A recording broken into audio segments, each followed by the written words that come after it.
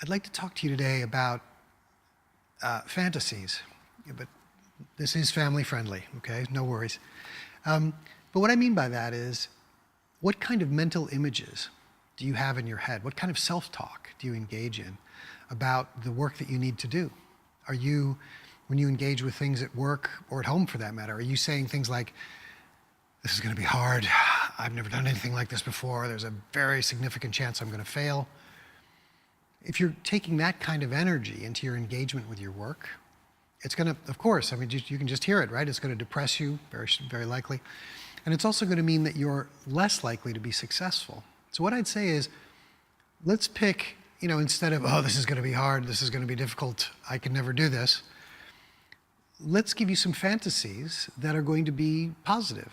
So what would it look like if you were the hero, if you won, if you were wildly successful in doing whatever that it is? Now, let me be clear. I'm not talking about literally living in a fantasy world, right? As much as I might want to be part of the royal family, that's not going to happen for me, okay? So that's not believable. But what we say is, pick fantasies that are at least 51% believable. And if they're 51% believable, live with them. Remind yourself about them over time. What would it look like, that 51% believable fantasy, if it were successful?